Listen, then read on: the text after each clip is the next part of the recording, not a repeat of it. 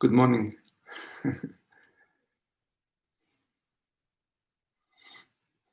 Very happy to be here with you.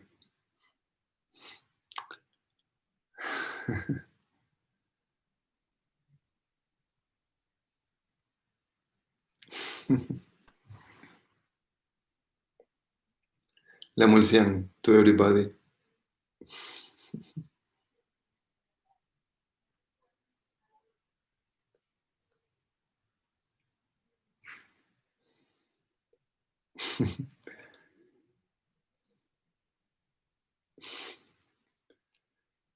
It's very, very special to be here with you now.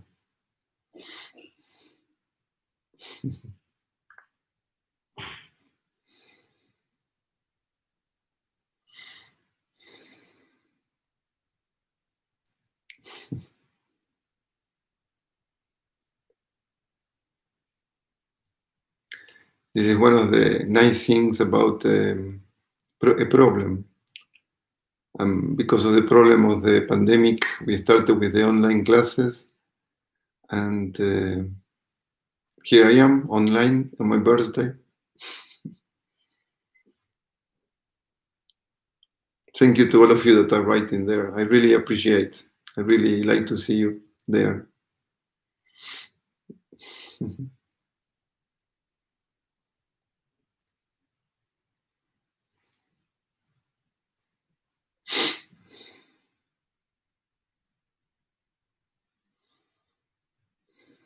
You know, in my head, I wanted to spend my birthday. I like to be on my own, and I wanted to spend my birthday on my own. But then I really thought that life is much better when we share than when we just take. I think taking is very good to take from life, but it's much better when we are able to give. And so I decided to. I was actually doing a meditation, and I was trying to not to have so many thoughts in my head, and trying not to have thoughts in my head. A powerful thought jump in my head, saying, "Why don't you do a meditation?" And at the beginning, I discarded. Really, no, it's not what I want to do. And then it just kept coming, and it had very good reasons. And so from one little thought that appeared in my head, here we are now.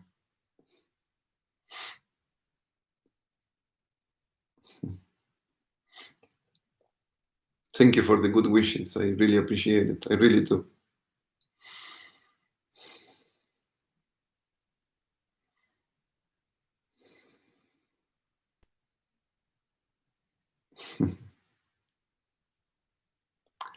And I wanted to mention from the beginning, although we can wait a few more seconds, probably some more people will join, I'm not sure. But one thing I wanted to mention is that because it's my birthday, I do feel a little bit entitled.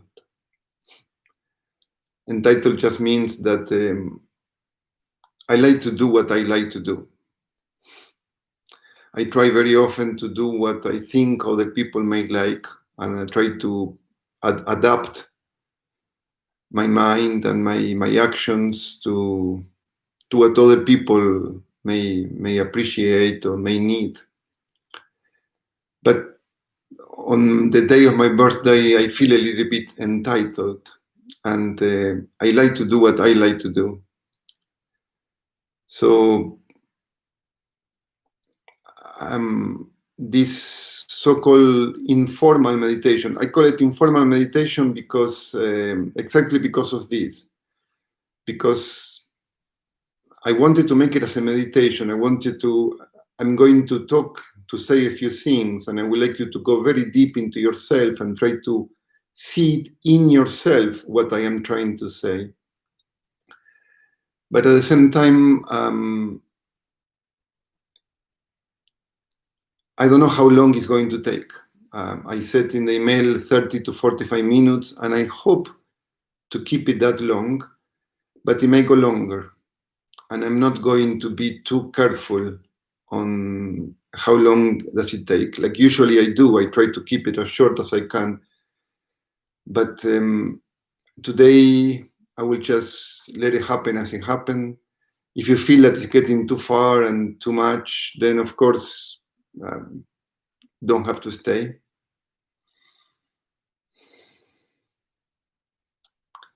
But I will first give you a little introduction, which I hope the introduction will not go too far. That's what I'm afraid. And then we will do the so-called meditation. And then at the end, if we didn't go too far and you have some comments or questions, we can do that too. I'm so happy to be here with you. But also we will see what does it mean. I am so happy. Throughout the meditation, we will see what this means.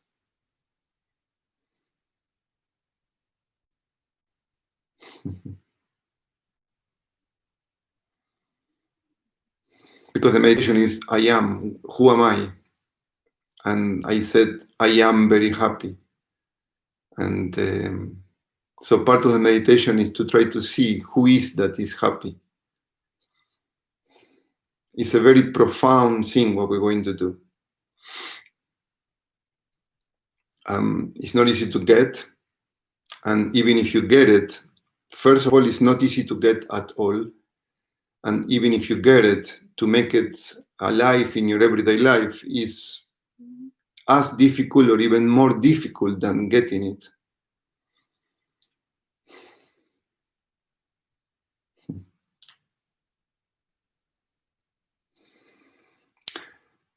So, let's start with the introduction. I would like you to feel comfortable. It's fine if you want to lie on the floor, if you want to walk around, if you want to sit. Through the whole meditation. It's an informal meditation, and so you don't have to sit with your spine long. But my brother also, hola Hugo.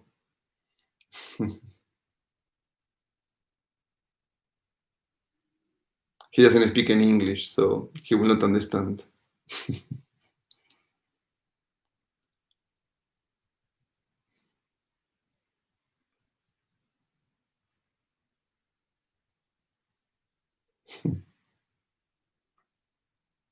Thank you for your well wishes. Really, I'm very touched.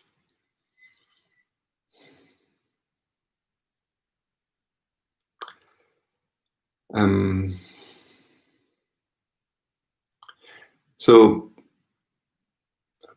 just spend this time, this half an hour, or this hour probably will be more closer to an hour, as comfortable as you can, but try to keep your mind as open and as alert as you can. What we're going to discuss today is, in my opinion, in my understanding, in my view, is it's hard to go deeper. It's going to be a very profound thing. And you need all your mental powers to follow it.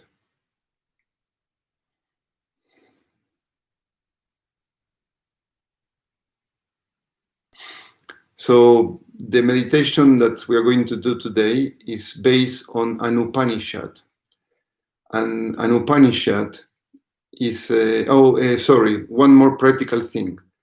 I came back to Pușteni. Pușteni, if you don't know, is a countryside of Romania. For the weekend to see my son. My son is here with the grandfathers, with the bunici. So I came for the weekend back to Pușteni. And here the internet is not as good as in Bucharest. So if the internet stops and the stream stops, I will start a new stream in my, you can, if you are subscribed to my channel, then you will get a notification. If you're not subscribed, then you can go to the Yogilates Romania channel, and then there you will find the new stream. If you want to come back, if you feel that that's a good excuse to stop, then of course you don't have to. So that's the practicality.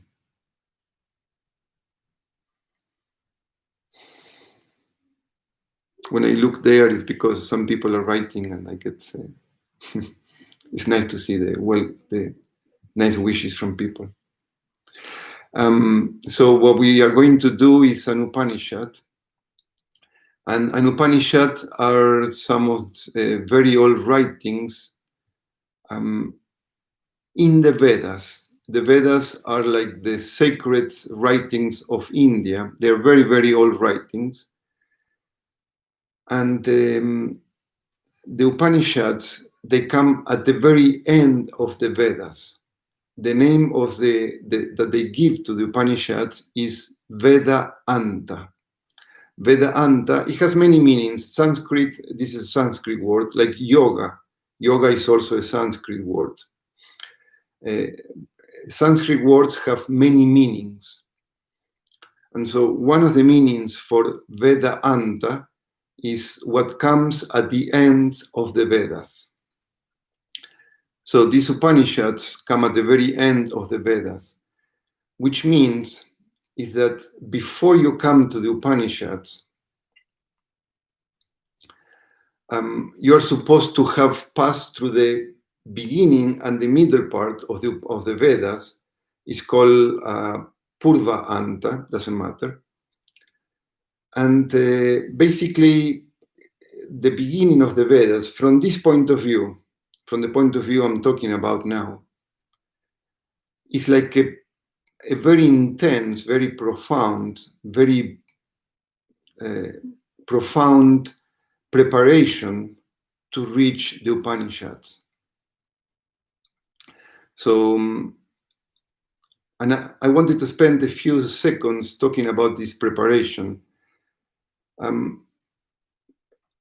So what it means is that you don't just get to the Upanishads right away. You first have to have this intense preparation. It's a physical and mental preparation to reach the Upanishads.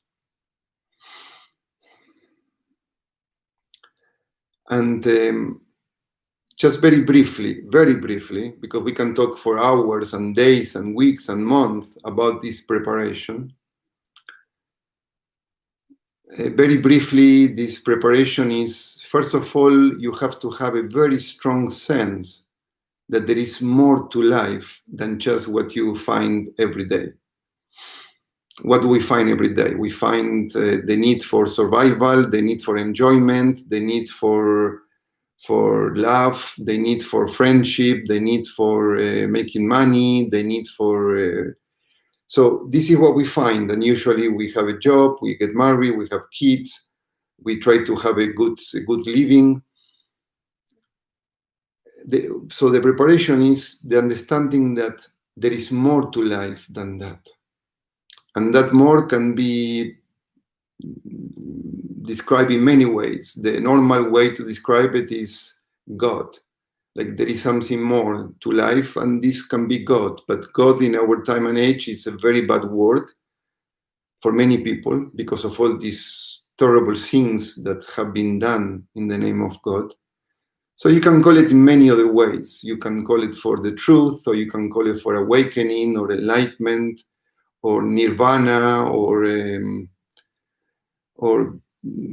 just that there must be something else to life. So that's the first preparation. It has to be very clear in your mind that there is something else to life than just what's normal in society or in the news or what you get in the news. In the news, they tell you what happened in the world. The preparation is that you know that there is more to life than what appears in the news. So that's, we can say, the first preparation. I have some notes that I made for myself. I will be using them too. Let me see, I lost myself. There we are.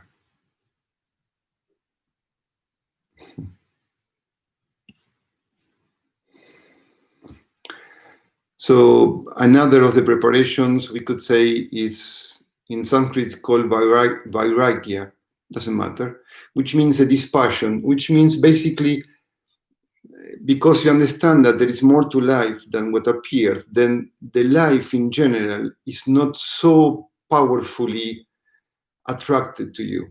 For most people, making it in life, having children, relationships, the job is all and everything.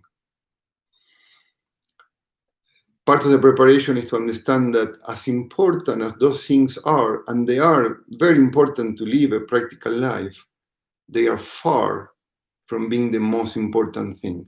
And what is the most important thing is this something higher, whatever you call it. So there is a certain dispassion towards life. Like you don't take life or what happens in life, even if there are big things happening, you don't take them so seriously or so profoundly because you know that there is something else, there is something more something deeper, something more real. That's part of the preparation. Now, I mean, of course, we can talk about this, as I said, we can really go very deep into each one of these preparations, and it's very good to do that.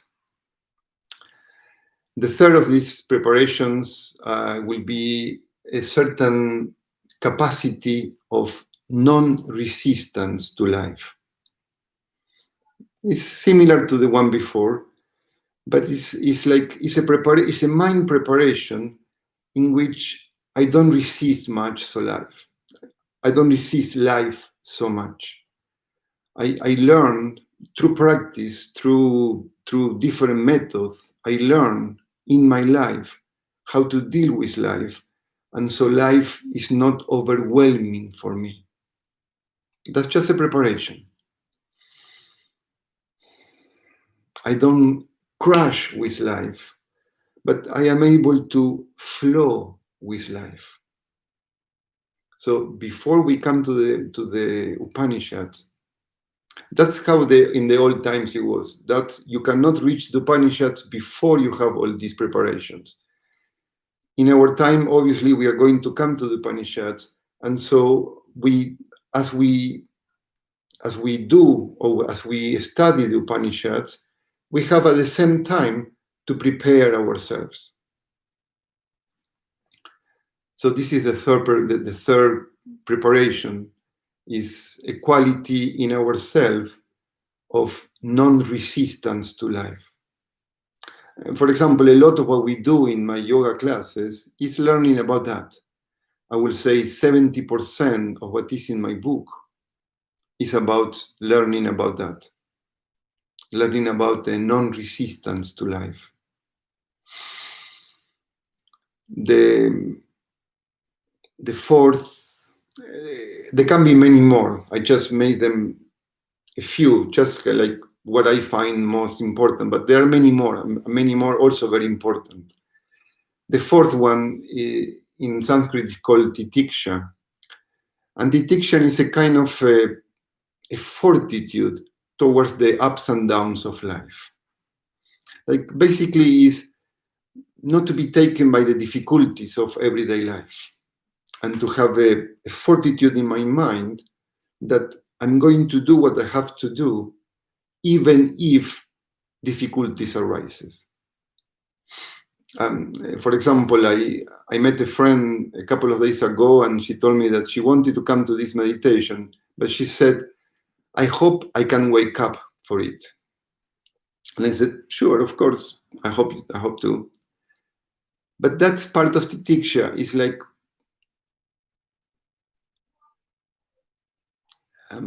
sleep cannot be a problem. If you're really interested in it, sleep cannot be a problem.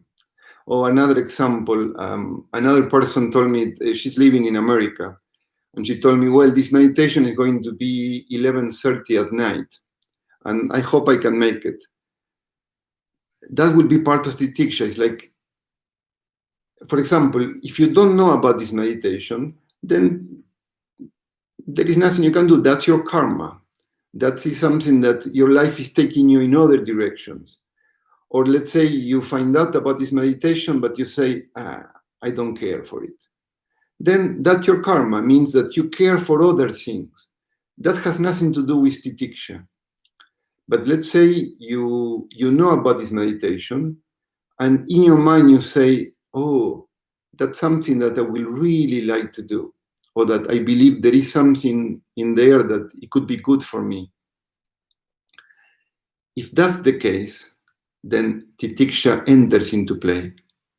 And you should have the fortitude that nothing can stop you. I remember several years ago that there was a teacher which I liked very much in America.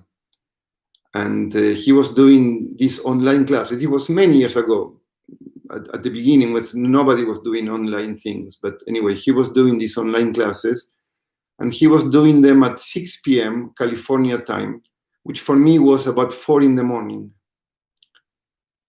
And I did all my best, and most of the time I managed to be there for these particular classes. That's titiksha. It's a fortitude in the mind that you do what you have to do no matter what. There are no excuses. Anyway, so that's a preparation. That's something that one has to acquire. And the last one that I put here, as I said, there can be many more, is a capacity to focus. And this capacity to focus is mostly acquired through meditation. Is this capacity to be able to keep my mind focused for long periods of time in one particular subject. If, for example, we are trying to concentrate, but the mind keeps getting busy with my problems, with my worries, with my plans. Oh yes, but I'm so hungry. I hope it's finished soon so I can go to eat. That is something that has to be taken care. The mind has to have the capacity to focus. So all these ones are kind of what comes prior to the Upanishads. So when you come to the Upanishads, you have all these qualities in you that will allow you to enjoy the Upanishad, to be able to go deep into the Upanishad. In our case, including me, in our case, we don't have these qualifications at the level that in the past people used to have. But still, we need to acquire them. And this acquisition of these qualities is what I call a spiritual life. We start to live our life trying to develop these qualities so we can have a mental and physical capacity to then appreciate the Upanishads. In this case, Upanishads, or whatever it is that you call it.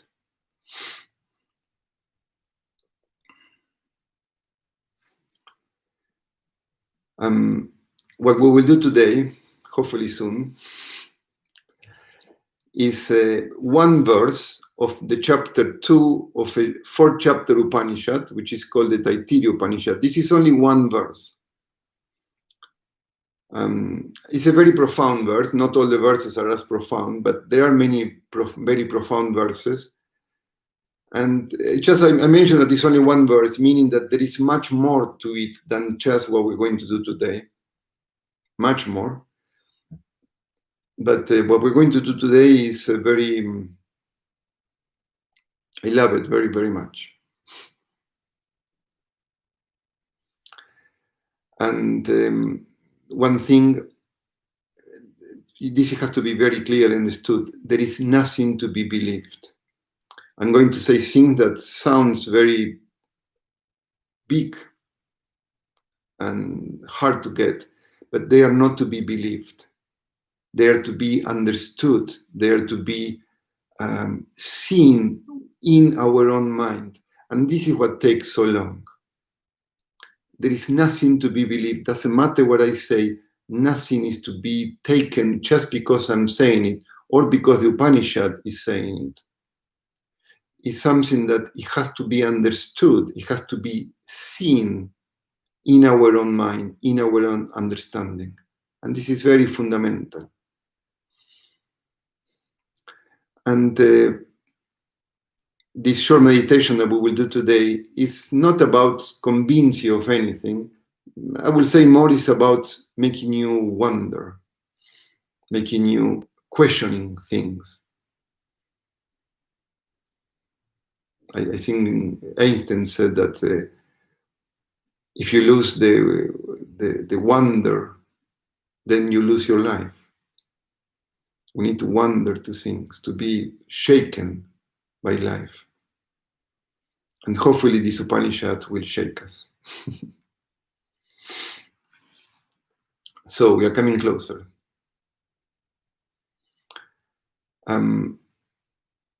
So this meditation, I call it Who Am I? Or also Who Am I Not? We will do these two things parallel. Who am I? And in order to discover who am I, we need to first see what is that we are not. And the Upanishad, this Upanishad says that to discover what we are, we need to look for three characteristics in ourselves. Especially the first one is not so easy to see. The other two, if you think about them, they will be a bit more obvious. So the first characteristic, this is according to the Upanishad, okay? This is something that has to be understood and verified for ourselves. We don't have to believe it. But this is something that the Upanishad says, that the first characteristic of what we are, what we truly are, is that it does not change. So whatever we are doesn't change. It never changes. That's the first characteristic. The second characteristic is that what we are is always a subject and never an object. For example, I have some tea here. You see the cup. The cup is an object. And I am the subject of the cup. So it's very simple. I am always the subject. And whatever is in front of me, whatever I'm seeing, touching, hearing, smelling, is the subject. And what Upanishad says is that if you want to discover who you are, you have to always look for the subject and never for the object. Okay? So that's the second characteristic. The first one is that what I am never changes. This is more difficult to get. Anyway, the second one is easier to get. I am never the object. I am always the subject. And the third characteristic, also I don't think is so difficult to get, is that I am an aware being. I am, I don't know if you know this word, you can Google it. I am a sentient being. I have sentiency. And what I am not does not have sentiency. Basically means I know that I am. For example, this cup exists, but does this cup knows that it exists? The cup has no idea that it exists. But I know. This knowing that I am, this knowing, this characteristic of I know that I am, I know that I exist, I know that I have feelings, I know that I know, this knowing is sentiency. And when you look for yourself, you have always to look for what is sentient, what is aware. So these three characteristics. What I am doesn't change. I am always the subject. I am aware.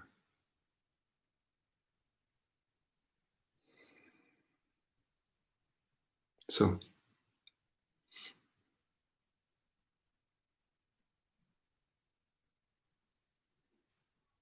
we start the meditation.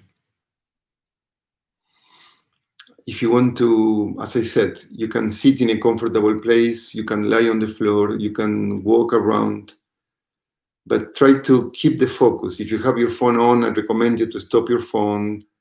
If you have people around, I recommend you to tell people not to bother you for the next half an hour or so. I mean, I love this, and that's what I will do. But of course, it's up to you.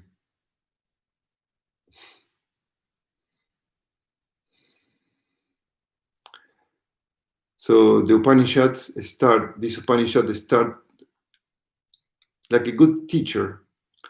It starts first with the most obvious, and then it starts to move little by little into what is not so obvious. So what is the most obvious? When you ask yourself, who am I? And we will go step by step. So try to, as much as you can, try to follow what I'm saying. Try not to move ahead. Try to stay in what I'm saying. For this half an hour later, you can think whatever you want and dismiss whatever you feel that this is nonsense. So it's all good. But for this half an hour or so, try to, since you're here, try to focus. Try to stay in what I'm saying and try to follow my directions. So we start with the most obvious. And if we ask, who am I? And the most obvious answer is, I am this. I am this body. I am the body. And that's what Upanishad says. Yes, you are the body. And so this body is called, in Sanskrit, doesn't matter, it's called the Anandamaya, which means it's made of food. That's what it means. The translation of Anandamaya is made out of food, or composed of of food. And actually, there was a scientist that says the body is food rearranged. Basically, it means that it's a product of food, of what we eat. It's a modification of what we eat and what we drink. That's what the body is.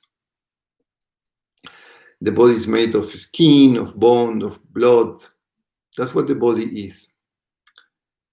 And I heard once somebody saying that a very famous Italian actress, very beautiful, one of these divas in the 70s, and she was saying, you want to know the secret to my beauty? You want to know the secret to my beauty? And she said, pasta. So that's what the body is. The body is pasta rearranged.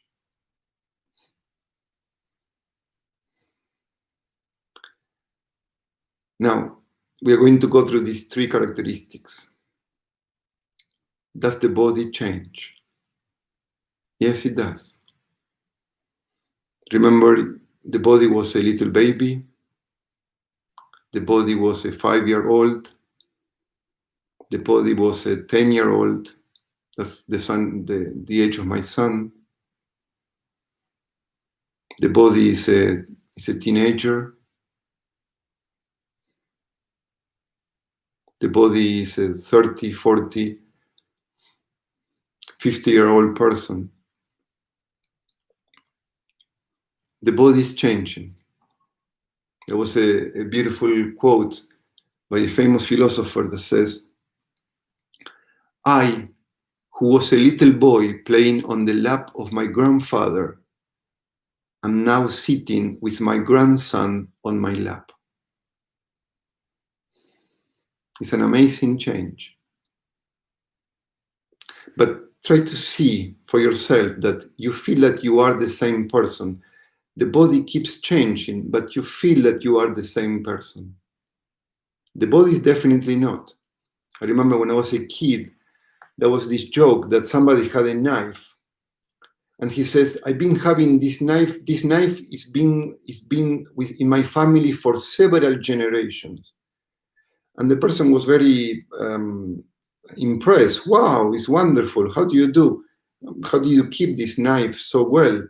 And he said, "Well, very easily. Sometimes they will change the handle of the knife, and sometimes they will change the cutting part of the knife." That was a joke. Of course, the knife is not the same. If you change first the handle and then you change the cutting part, then of course it's not the same knife. But it seems to be the same knife. It seems that the knife is the same because you seem that you're having the same object, but actually, just like the knife, is actually not at all the same.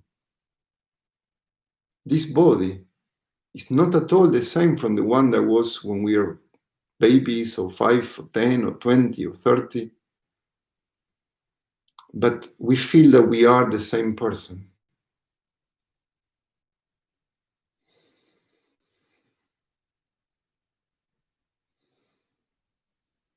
I mean, when people get very old, they often say, "I don't recognize myself in this body because the body is so old, but I feel so young."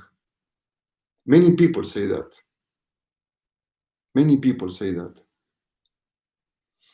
Or me, myself, it happens to me. I mean, I hardly recognize myself starting with all these wrinkles and my white beard and my hair falling.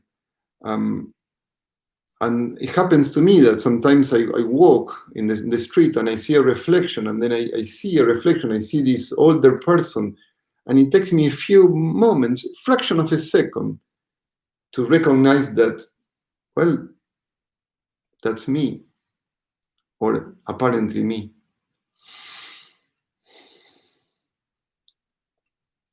So the body changes.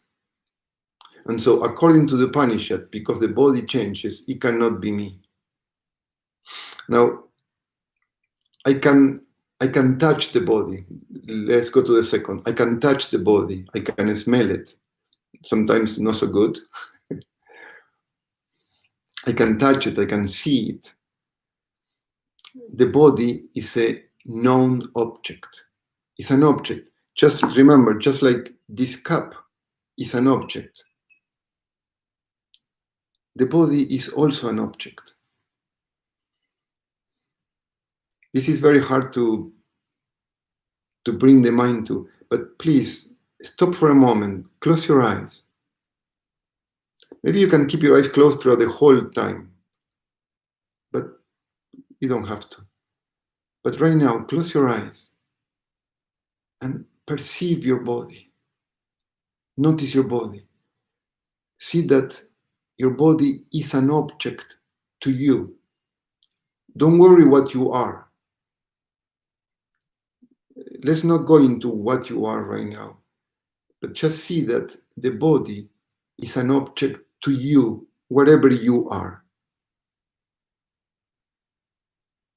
Try to discover that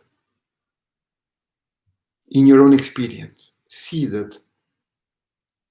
I mean, it's very hard to make because our mind is so well made. I am the body.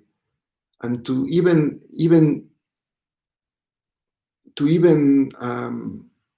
say, I am looking at my body, so I may not be my body, it's very weird. It's very strange. It's very hard to do. It could even be painful to do.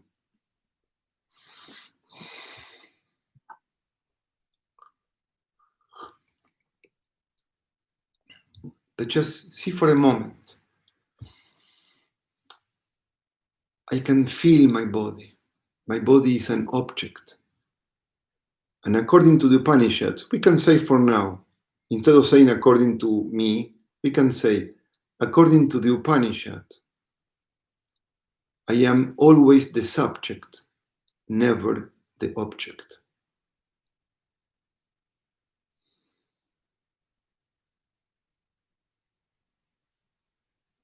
Just try to have this feeling. I am the one that can perceive the body. I am the subject, and my body is the object.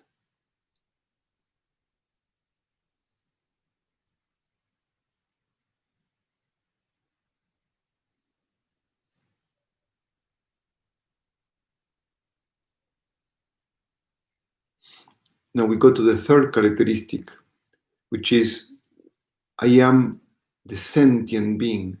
I am sentient, and what I'm not is what is non-sentient. The body is not aware. I am aware. Just see. The body doesn't know that the body is here. You know. I know.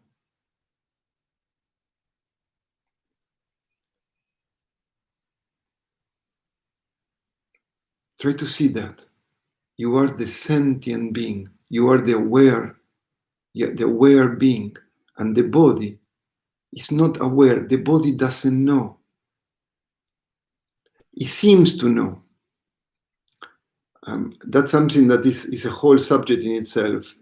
Some of you probably you were in my last retreat, and we did that. Remember, the body borrows consciousness from me, the awareness. Anyway, this is a whole subject. We are not going to go into it. But the body, try to see that the body is not aware. I am aware. Like if you look at your hand, and you say, I am looking at your hand. How are your hand? The hand cannot answer. The hand doesn't know that the hand is looking at you. But you know that you're looking at your hand. You are the aware. The body is not aware.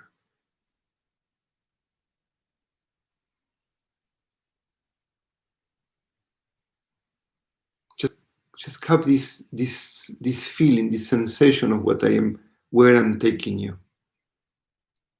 Try to find yourself. First, you are the person that doesn't change when the body is always changing. Second, you are the subject and the body is the object. And third, you are aware, the body is not aware. Just keep it somewhere, this sensation, this feeling, this very small recognition. And so the Upanishad says, yes, you are not the body. So what are you? And then the Upanishad says, okay, let's go deeper. Let's go deeper. Let's go to something more interior than the body, something more subtle than the body. And so the Upanishad says, maybe you are the prana, the life force, the life that we feel in ourselves. And we said, yes, that must be me. And the Upanishad says, yes, maybe that's what you are. And so the Upanishad says, let's talk about it. Let's investigate this prana. The prana is this life that we feel inside of ourselves. There is this life going on inside of ourselves. We feel it very clearly. Breathing is part of prana. This breathing, this capacity to breathe. I inhale and I exhale. That's prana. The blood circulating through my body. The force that allows the blood to circulate through the body. That's prana. The oxygen that is assimilated in our body and the oxygen that is transforming our body into food for ourselves. This force that makes this transformation, that's prana. The food that we eat and is converted into the different parts of the body, the process, the life that allows this to happen, that's the prana. The chemicals that are created, there are billions of things, of activities going on in the body that that makes this body stay alive, that's the prana. There was a scientist that says that to make the chemicals that our liver produces every day, you will need like a 500-acre factory to produce what our liver does in one day. That force, that power, that's the prana. It's what keeps the body alive, what gives us energy. So breathing is prana, and hunger, this power that makes me eat, that's prana. And thirst, that's prana. And health, when I feel good energy, I feel very strong and energetic, that's prana. And when I feel that I am completely tired and no energy, and that's also the prana. They said in some tradition, they said, we are not healthy because of the body, but we are healthy because of the prana. And actually, many of the medical, non-traditional medicine, they don't work on the body, but they work on the prana, like many Ayurveda and acupuncture and the Chinese medicines. They don't work on the body, they work on the prana. So you look at this and you said, yes, okay, I may not be the body, but I am this life, I am this force, I am this power that makes the body alive. That's what I am, that's me, I am that. And the Upanishad says, okay, it looks like that. Let's look a little bit closer. And so the Upanishad asks, does this prana changes? Yes, it does. Today I feel very healthy, tomorrow I feel very sick. The prana is continuously changing. I feel very energetic, I have a lot of energy.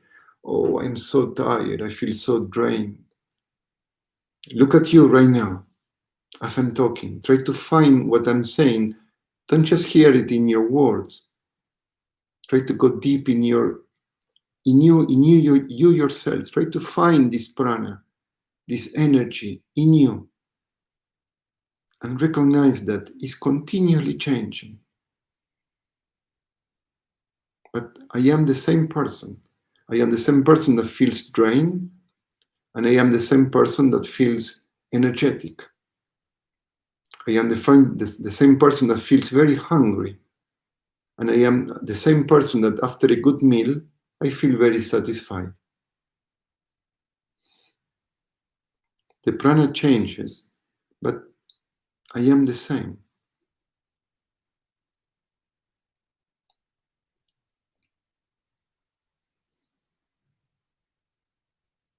Try to see that in your experience, in your own understanding. Try to see the prana, this energy, and try to see that you can see it. If you can see it, means that it is an object. And wherever you are, don't worry about what you are, but wherever you are is the subject of the object called prana. You notice the prana, you can see the prana, you can feel the prana.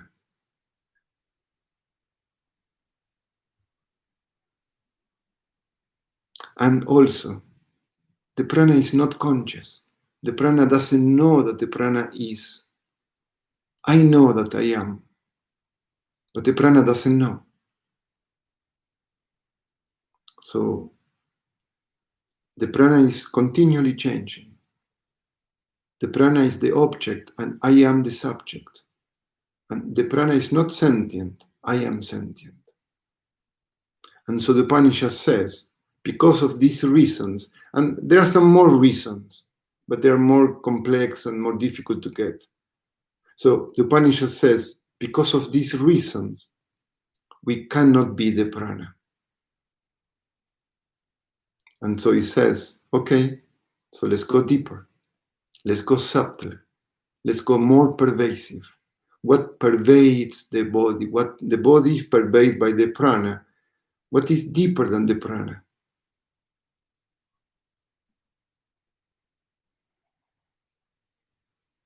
And so the Upanishad says, okay, the mind, our thoughts, our emotions, our memories, that's what we are. Yes, definitely. And right now, any normal person in the whole planet, they could say, okay, maybe I'm not the body. Could be. I don't know about the prana. Most people don't know about the prana. But I'm definitely my mind. I'm definitely what I think. I'm definitely what I feel. I'm definitely my personality. I am my personality. I am my memories. I am what I think. I am what I believe. I'm definitely that.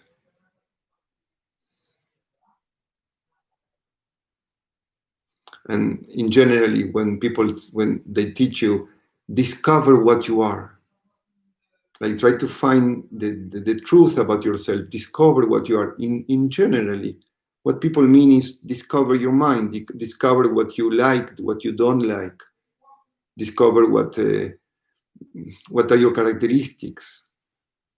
They talk about discover your mind.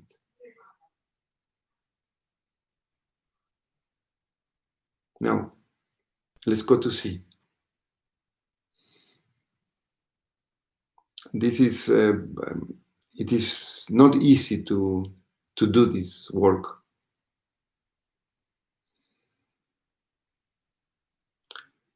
First, does the mind changes? Ooh, yes, it does. It's continually changing. It's continuously changing. My thoughts come and go. I am happy. I am unhappy. I am confused. I understand everything. I know. I don't know. My mind is continually changing. They said that we have about 16,000 thoughts per day. And as I often said, 95 of our thoughts are completely useless. Yes, my mind is continually changing. Continually changing. And we try to, when we do meditation and we try to quiet the mind, we try to control the mind. But the mind is continually moving, continually changing. A memory comes, a thought comes, a worry comes, this other thought comes, this other memory comes.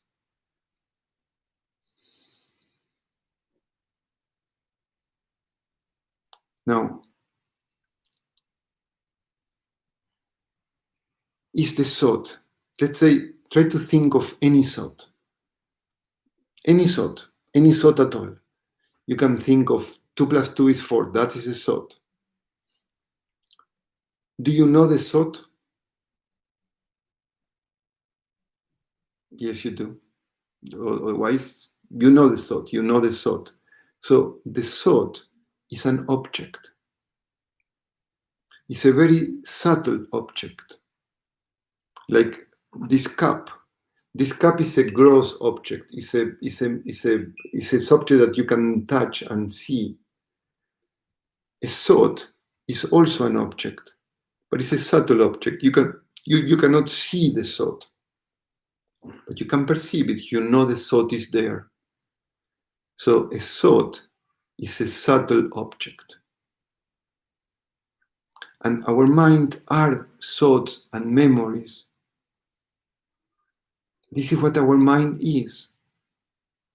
We say I to the mind, but the mind is an object. And we, whatever we are, don't worry about what we are.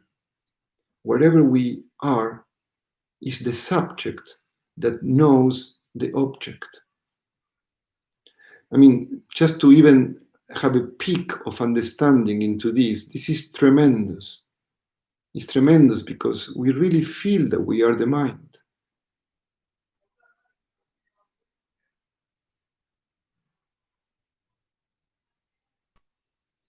Try to go deep. Close your eyes. have a thought. Any thought. It can be a very profound thought, or it can be a very silly thought, like 2 plus 2 is 4, or any thought. Are you aware of the thought? Do you notice the thought? Yes, the thought is an object. To me, the subject. I know my thought. I know my mind. I know my mind. This is immense, you know. All our problems are in the mind.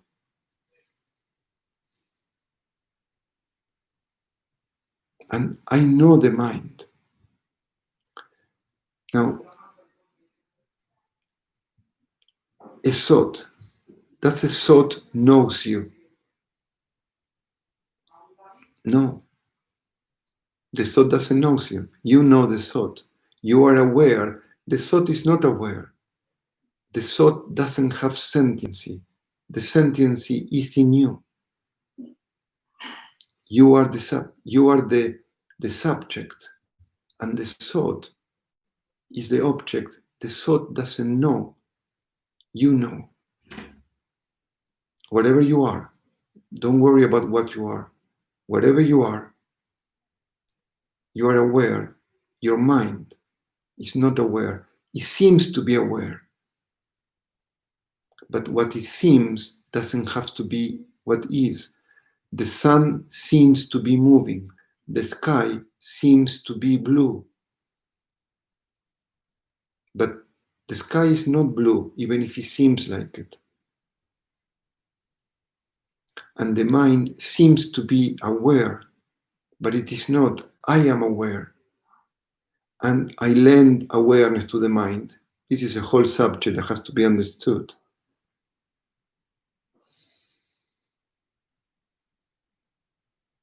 And so the Upanishad says, no, I'm not the mind. Because the mind is continually changing. Because the mind is an object and I am the subject.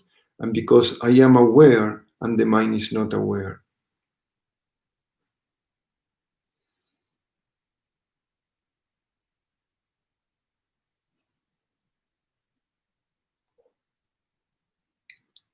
And so the Upanishad says, let's go deeper. Let's go even more subtle. And so the Upanishad talks about another thing, which often we don't make a distinction, but the Upanishads, thousands of years ago, they made a distinction between the mind and the intellect. It's the same mind, but in the Upanishad they divide it in two. They said that the Upanishads, they said that the intellect is even subtler than what they call the mind. The mind is the many thoughts. These many thoughts that keep coming and going, and my doubts, and I don't know this, I don't know doubt, I should do this, I should do that, my desires, all this is the mind. The mind is all this movement in the mind. The intellect is, I know. I don't know. The intellect is what says, I understand very well what Carlos is saying. That's the intellect. Or the intellect says, I don't understand what Carlos is saying. That's the intellect. And the intellect also seems to be me. I am that. Okay, I am the one that knows. I know this, I don't know that. Yes, that must be me. And the Upanishad says, yes, maybe that's what you are. Okay, let's go deeper. Let's see. Does the intellect changes? Yes, it does. Sometimes I know, sometimes I don't know. And what I know keeps changing. When I was a little kid, I didn't know about mathematics. And then when I grew up and I was in the secondary school, I learned mathematics. And now when I am 50, I completely forget everything about mathematics.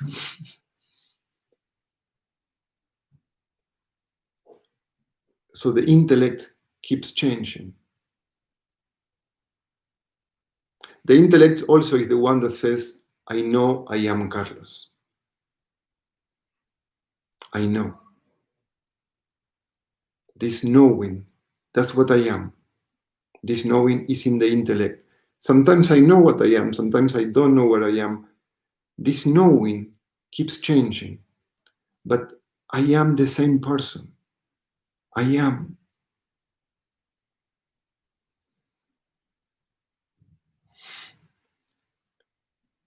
Do I know my intellect? Yes, I know. I know sometimes I know, I know sometimes I don't know.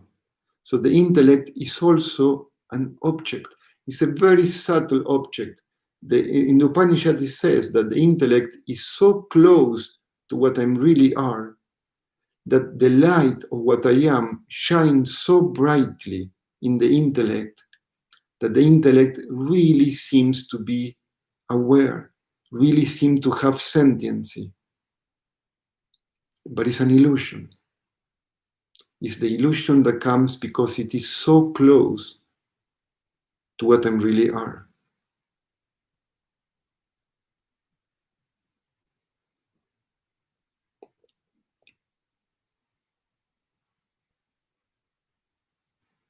And so the intellect is not aware. I am aware of the intellect, wherever I am. So I seem to be the intellect, but I'm not, because the intellect is continually changing. It is an object, and I am the subject. And it is not aware when I am aware. And so the Upanishad says, okay, so no, you are not the intellect. Let's go deeper. This is the five and the last one. The Upanishad says, okay, you are not the body, you are not the prana, you are not the mind, you are not the intellect. So what is left?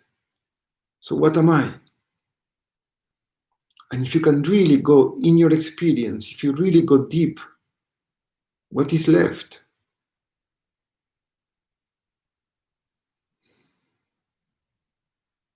I'm not the body, I'm not the prana, I'm not the mind, I'm not the intellect. What is there left? What else is there? There is nothing there. And this nothing is like an immense opening. It's like a silence. It's a profound and deep silence.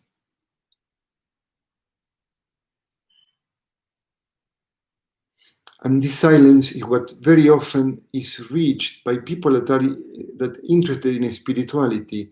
They reach this silence, this openness, this nothingness. And there is this feeling, okay, I am this immensity, I am this openness, I am this silence.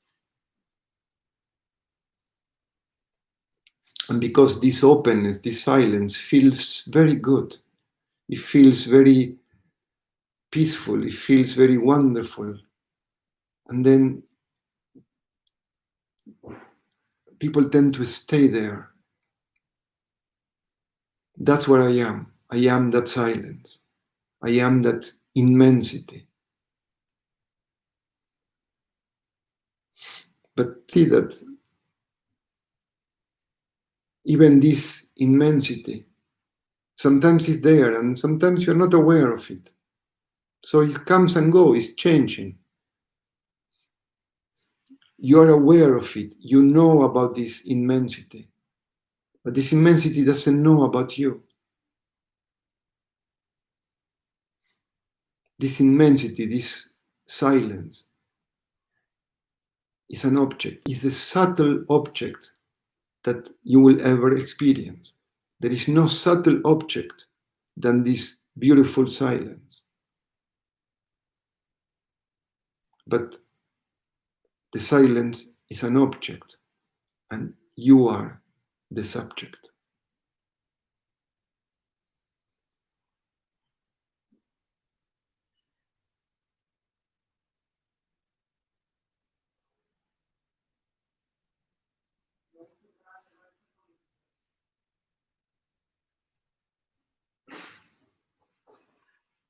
So what am I?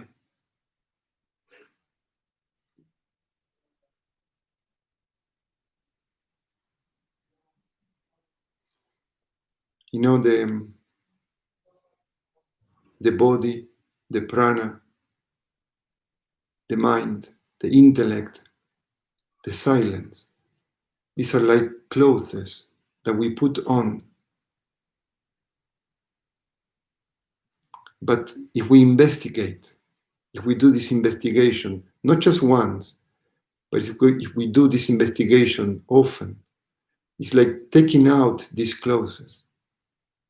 I am the body. You investigate the body. No, I cannot be the body. I am the prana. No, I cannot be the prana. I am the mind. No, I cannot be the mind. And every time you investigate, you take the clothes out. And what is left?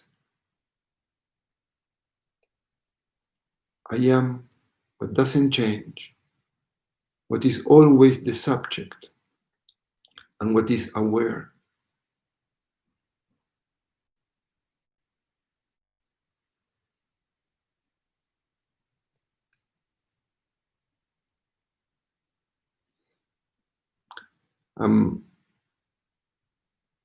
Let me say it in one way.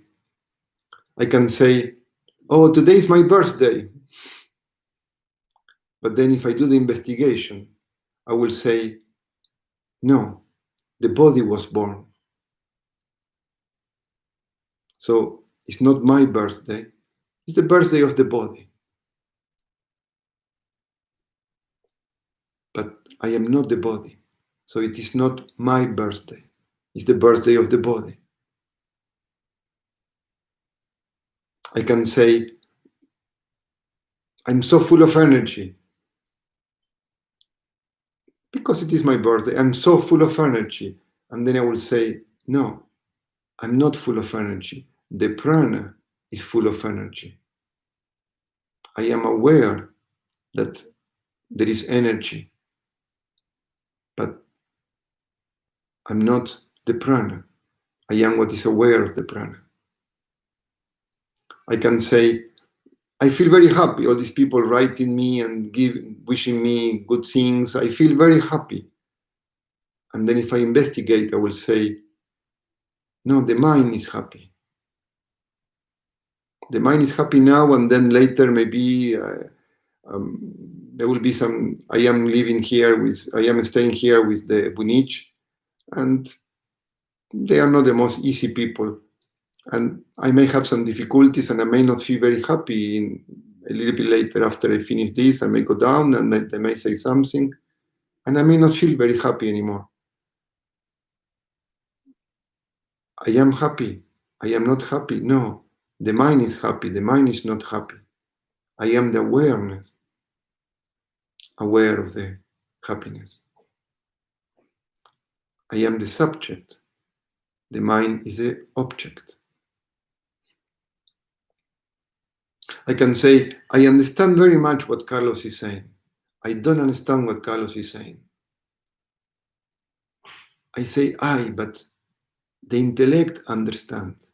The intellect does not understand, but I am aware of the intellect understanding or not understanding. And if I take all these things out, then I am this silence. I am this bliss that appears in the silence. But I am aware of the bliss. I am aware of the silence.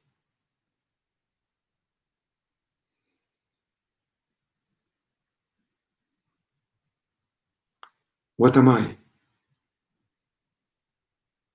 And I like very much this from the Tao Te Ching that says, the Tao that can be named is not the Tao. So we tend to, now we're going to say, okay, I am awareness. If you say awareness, awareness is something that you can notice. Awareness is a name.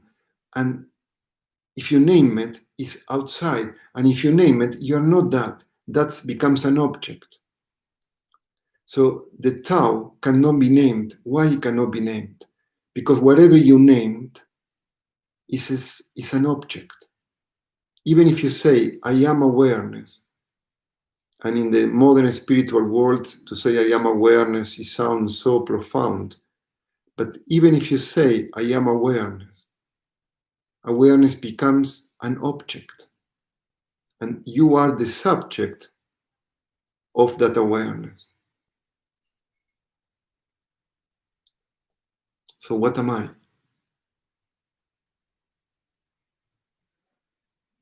I am.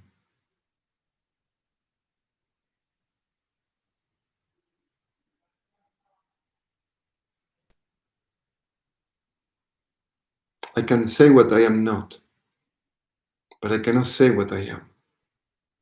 Because if I say it, I am the object instead of being the subject.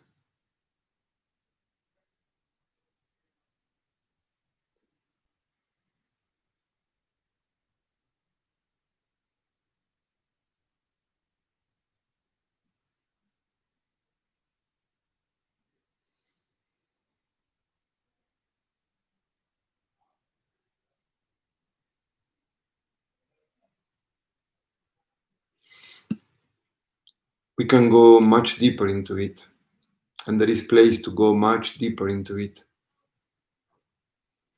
But I think that for today, this is a lot.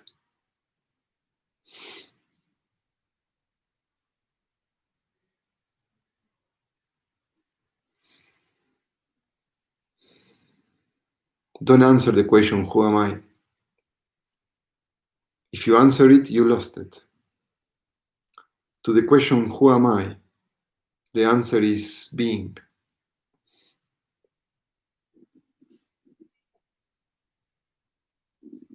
And this being, if you go deep into it, if you really start to connect to it is not the right way to say it, because you cannot connect to it.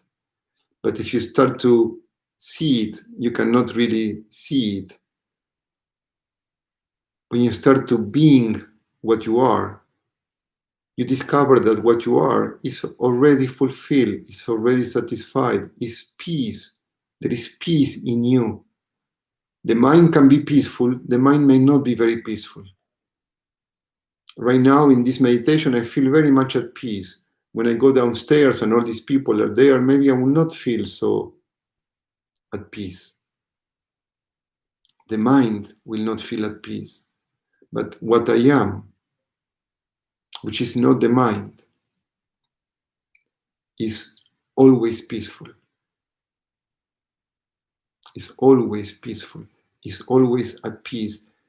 Or better say, it's not even right to say that. Better say is, I am peace itself.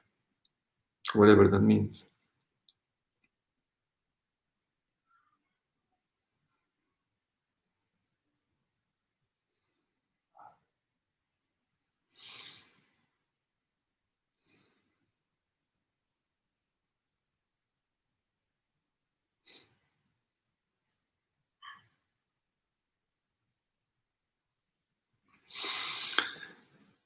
Okay. I could keep going, but I think it's enough.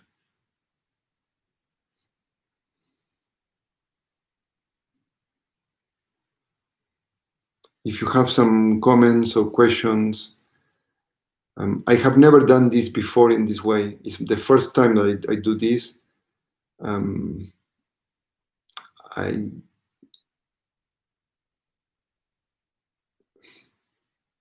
Anyway, if you have any questions or any comments, and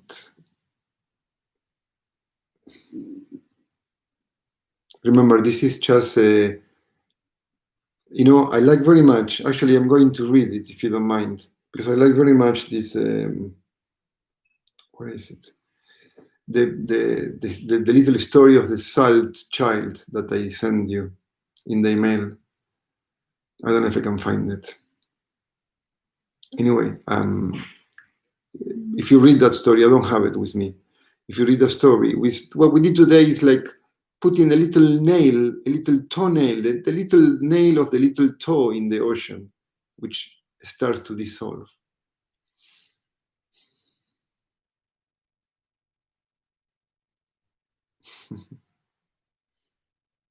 Thank you, Leah.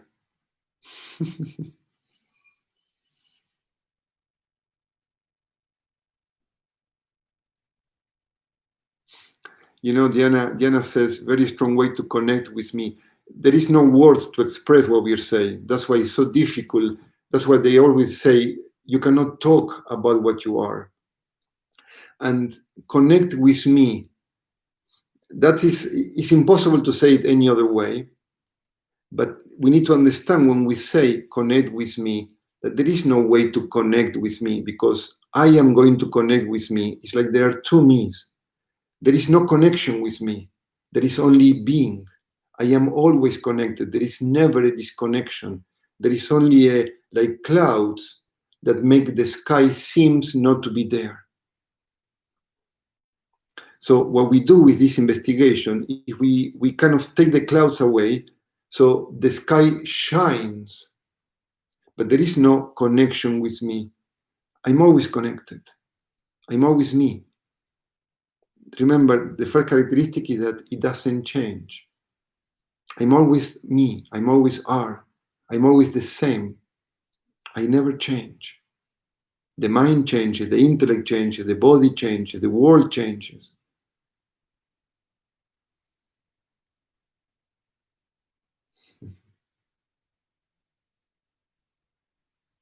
But remember, don't just think about it.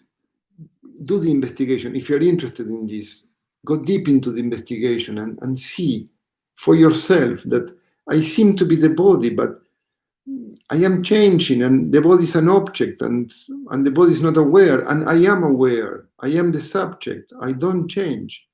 So I cannot be the body, even if I really think I am. I cannot be. So then, how come? Who am I? These are the good questions. These are the wonderful questions.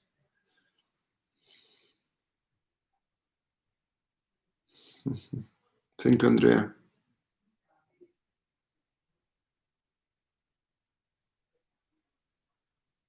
Exactly, Elisa. We are all at different stages on this journey, and the journey is not a journey up.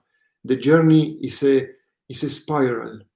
So we understanding today, we don't understand tomorrow, and then we understand more tomorrow after tomorrow, and then we lost everything, and then we get everything back, and then we lose it. We are in a journey, and this journey is a spiral. And but even in that journey, we are. And it's good to know that the mind may be confused, the intellect may not understand, the body may be getting old and sick, but I am fine. That's the, if you can take anything out of this meditation today, is that we are fine, you are fine, you are beautiful, you are, and nothing can change, nothing can hurt you. The body can be hurt, the mind can be very easily hurt, but you, what you really are, it cannot be hurt.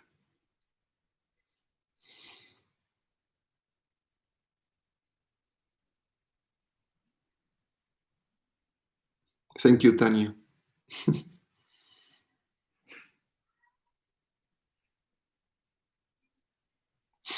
Joanna, you're asking a very one. You're saying something very beautiful, and this is another subject, another huge subject. Joanna says, for me, it's difficult to understand that the body is not aware if there is only awareness. They said that there are two steps to this understanding. Today we did the first step. This is huge. This is as big as what we did today. There are two steps. The first step is to see what I'm not and to discover where I am. So the first step is a separation. Okay? Today we did a separation. We said, I'm not the body, I'm not the prana, I'm not the mind, I'm not the intellect, I'm not the silence. I am what is the subject, and everything else is the object. We did a separation. That's the first step. But there is a second step. And the second step is to see that everything else is actually me. Don't worry for it. But there is a second step, and it's as profound as the first step. First, there is a first step, there is a separation. And then when there is a separation, you see that everything that you separated from is nothing but me in a form. What you separated from is only a name and a form of me. It's like you look at the desk, at the wooden desk, and you said the desk is the name and the form of wood. So there is no desk. There is only a name and a form. What is there truly is only wood. And so the first step is to separate the wood from the furniture. You said, there is wood. The furniture is not me. And then you say, the furniture is nothing but me, the wood. Anyway, that's a huge second step.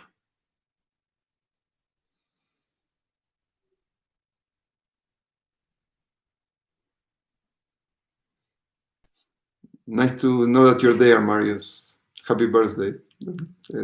La Mulcian, thank you.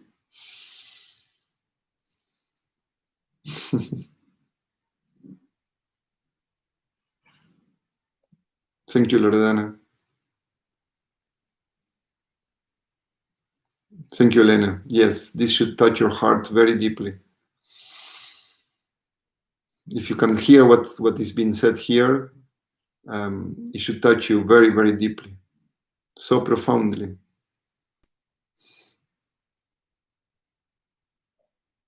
Nice to know you're there, Julia.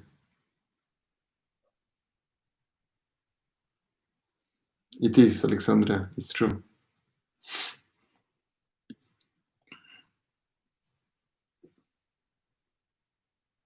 The second step is as important as the first step, Julia. Yes. But it's like, let me give you one more example. I don't want to make it so long, but I mean, most people are still there. Many people left, and that's perfectly fine. But there are still several people, so I'm going to give you one more example. Why these two steps are necessary. If you want to know what is gold, and somebody tells you, and somebody shows you a gold ring, and said, this is gold. And you said, oh, so this is gold. Okay, so, and then when you look for gold, you're always going to look for gold in the form of a ring. But gold doesn't depend on the ring. Gold can have the shape of a ring. But if you only see the ring, and then you're always going to look for gold in rings. So before you see that the ring is also gold, first you have to make a separation and say, the ring is gold, but the gold doesn't need the ring. And so you separate, you make a distinction between the gold and the ring. You need to be very clear in your mind that gold doesn't need the ring. So that's what we do. That's what this meditation was today. You make a separation. And then, once you know very well what gold is, and you have no doubt in your mind, you have a clear vision of what gold is, then you see that all the rings and all the bracelets and all these names and forms, which in the first step you separated, you said, this is not gold. In the second step, you says, all these bracelets are nothing but gold. All these rings are nothing but gold. All these things that you separated, all these, the body, the prana, the mind, the intellect, the silence, all these things that you said now that they are not me, later you see them nothing but names and forms of me, the awareness, whatever that me, the awareness is. This is the spiritual search.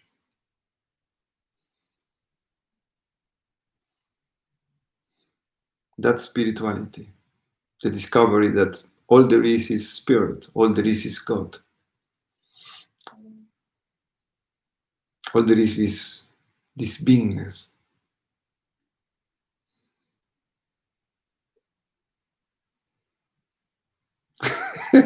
Leah, beautiful.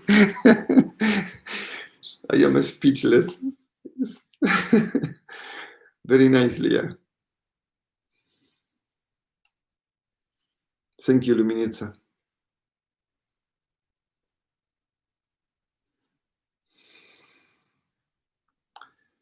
So, La Mulcian, I wish you a very beautiful day.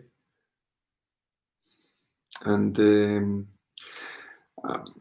remember, anyway, stay in touch. The meditation is just a very small part of a bigger picture. Stay connected with the bigger picture.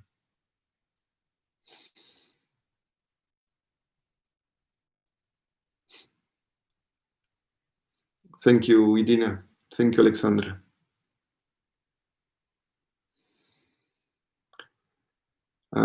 I feel also very touched. The mind, the body, the prana.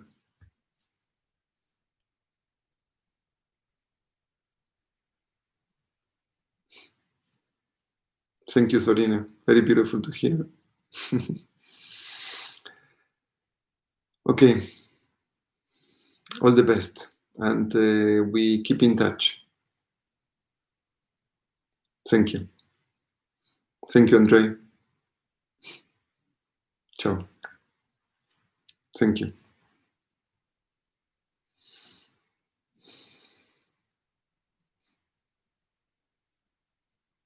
Ciao. La Mulcian.